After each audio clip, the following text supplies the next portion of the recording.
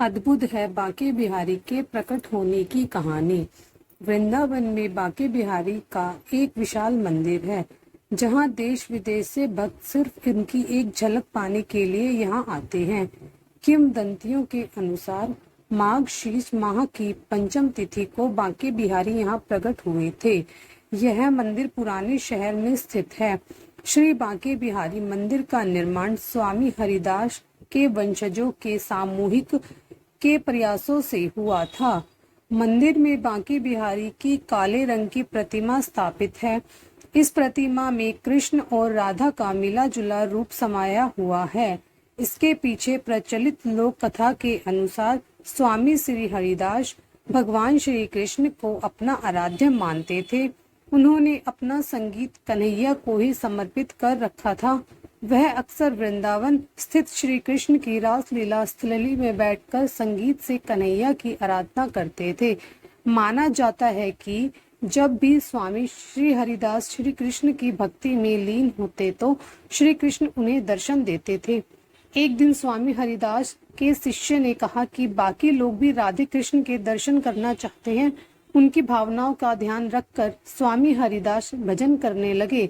जब श्री कृष्ण और राधा ने उन्हें दर्शन दिए तो उन्होंने भक्तों की इच्छा उनसे जाहिर की। तब राधा कृष्ण ने उसी रूप में उनके पास ठहरने की बात कही। इस पर हरिदास ने कहा कि कान्हा, मैं तो संत हूँ, तुम्हें तो कैसे भी रख लूंगा, लेकिन राधा रानी के लिए रोज नए आभूषण और वस्त्र कहाँ से लाऊंगा। भक्त की बात सुनकर श्री कृष्ण मुस्कुराए और इसके बाद राधा व कृष्ण की युगल जोड़ी एकाक होकर एक विग्रह रूप में प्रकट हुई। कृष्ण राधा के इस रूप को स्वामी हरिदास ने बांके बिहारी नाम दिया। ध्रुपद के जनक स्वामी हरिदास का जन्म विक्रम संवत 1533 में भाद्रपद शुक्ल पक्ष की अष्टमी को हुआ था। पिता आशुधीर माता गंगा देवी के साथ अपने उपायास राधा माधव की प्रेरणा में से अनेक तीर्थ यात्रा करने के बाद अलीगढ़ के कोल स्थित हरिदासपुर गांव में बस गए।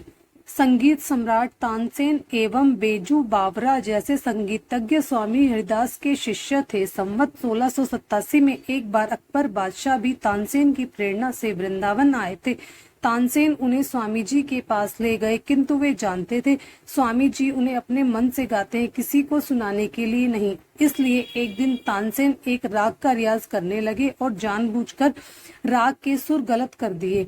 गलत सुर सुनकर स्वामी हरिदास जी को बहुत क्रोध आया और वह सही राग गाने लगे। उसका मधुर गायन सुनते ही आकाश के बादल झमझमा बरस उठे और सम्राट अकबर भी उसके मुरीद हो गए। बिहारी जी के संपूर्ण भारत में अलग अलग नामों से कई मंदिर हैं, किंतु इस मंदिर की विशेषता इसको अन्य मंदिरों से भिन्न बनाती है। मंदिर के सेवायत शैलेंद्र गोस्वामी बताते हैं कि अन्य मंदिरों की तरह यहाँ हर रोज मंगला आरती नहीं होती। कहते हैं कि यहाँ निधिवन में हर रात्रि रास लीला के बाद कृष्ण और राधा विश्राम करते हैं और सुबह सुबह आरती करने से उनकी निद्रा भंग होती है। बांके बिहारी जी की मंगला आरती केवल जन्माष्टमी के दिन ही होती है। इसी प्रकार केवल शरद पूर्णिमा के दिन ही श्री बांके बिहारी जी को बंशी धारण कराई जाती है। केवल श्रावण तीज के दिन ही ठाकुर जी झूले पर बैठते हैं और उनके चरण दर्शन भी केवल अक्षय तृतीया के दिन होते हैं। इन दिनों में ठाकुर जी के दर्शन के लिए बड़ी संख्या में लोग उमड़ते हैं। मंदिर में भगवान कृष्ण की पूजा के तहत उनका विधिवत श्रृंगार किया जाता है।